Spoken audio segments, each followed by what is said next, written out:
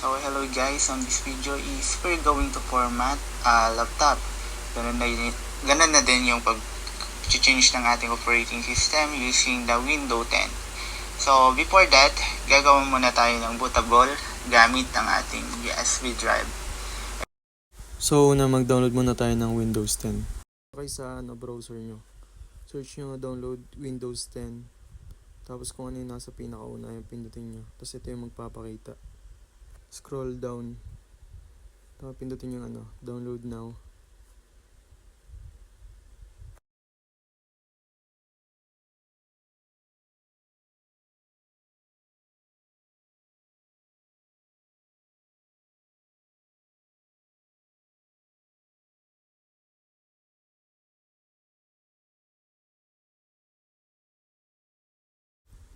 After ma-download, nakapunta tayo sa File Explorer.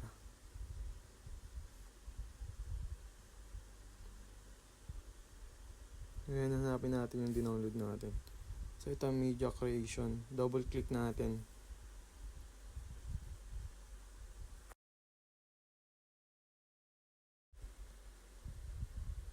Yan, okay na. So, hintayin lang natin. Yan, fast forward na to eh. So, baba lang natin. Accept. Yan, fast forward ulit. So, ayan, napipili natin dito, Create installation media.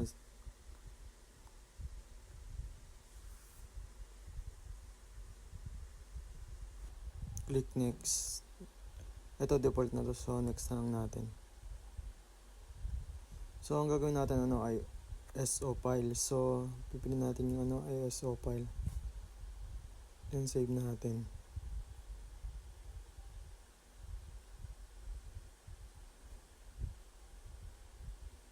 Wait lang natin mag-download. Naka-fast forward na siya.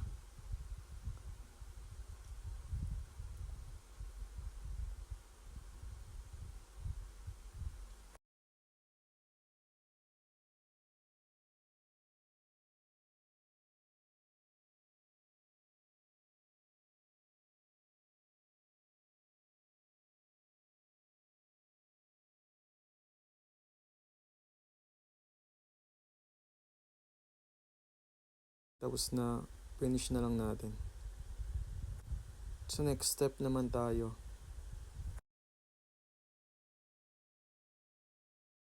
Punta tayo sa Ropus na dinownload natin, then double click and click mo yung run as administrator.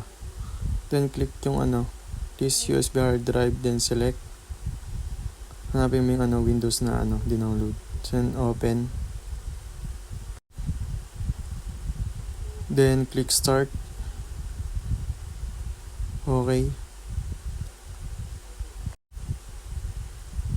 Click mo lang ulit yung okay.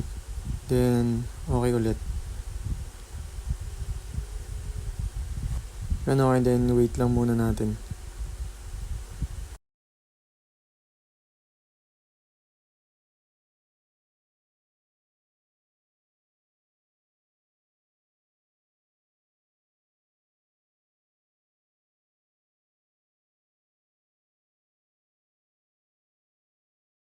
So after makopy yung ISO files,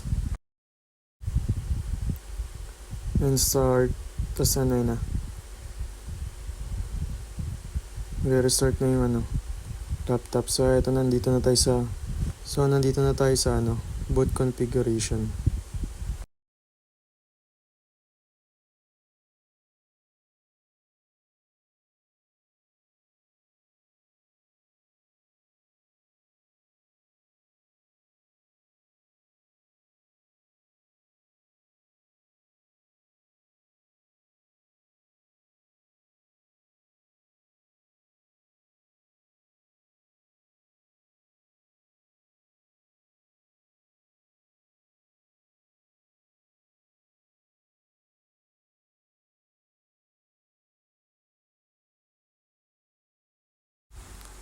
Then exit, saving changes. Yes. So wait lang natin.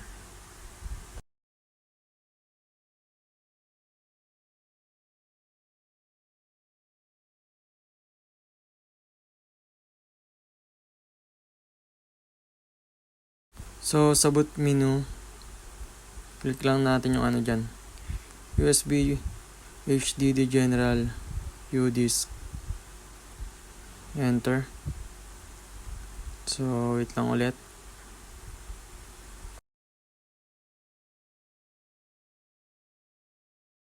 So, ay nagbobot na yung ating laptop.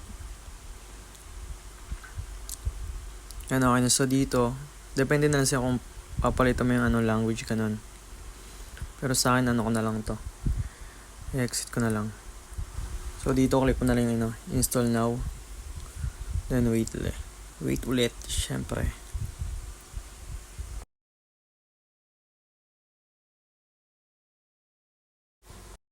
So, ayun, okay na. Then, dito, click lang natin.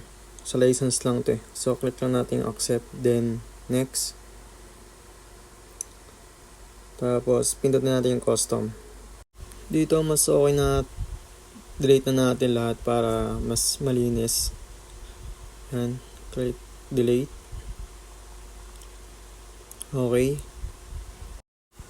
Yan, delete lang natin lahat isa-isa.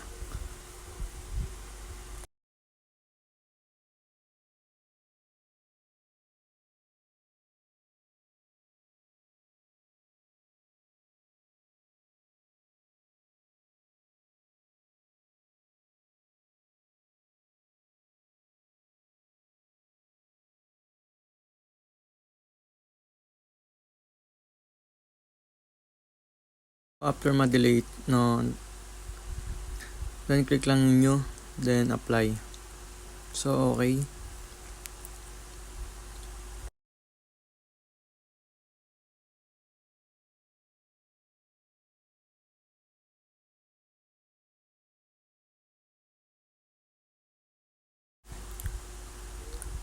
Then, next. Yan. Nag-i-install na siya. So, wait lang natin.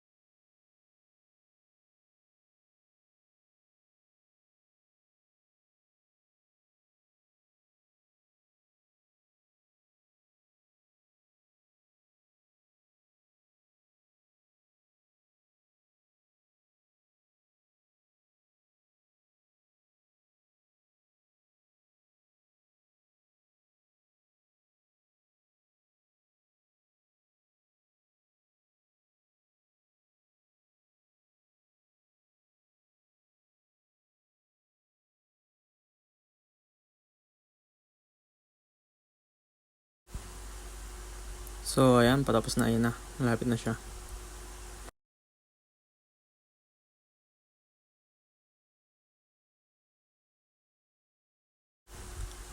Ayan, dito, ayan, na lang to.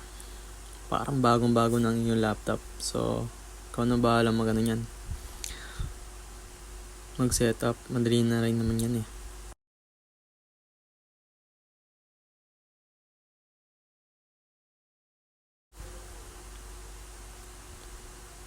Then, yan, pili tayo na wifi natin connect natin sa wifi.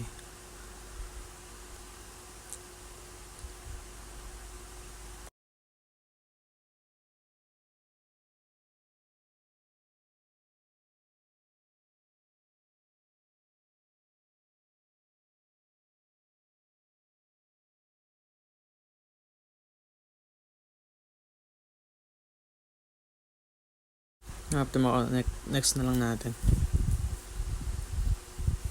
Now we have some important setup to do. So, wait lang.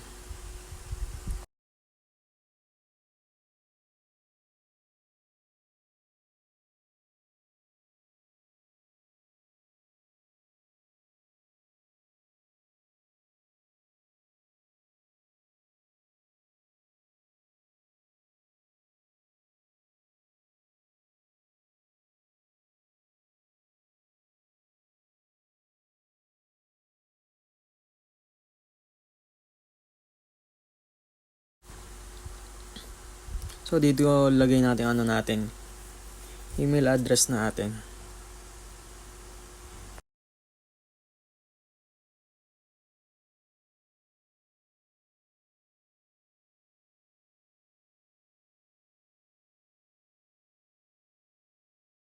So after ma-add, next na lang.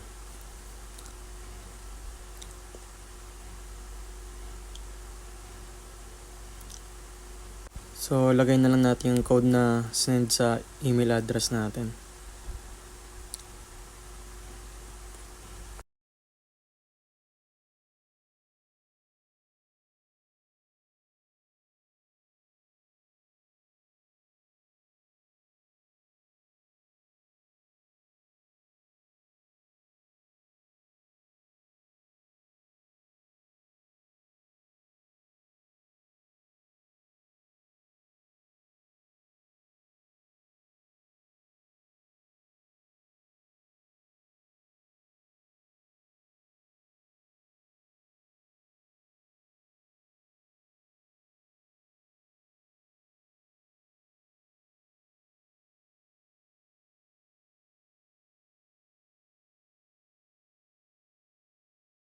So after pag setup natin, wait lang.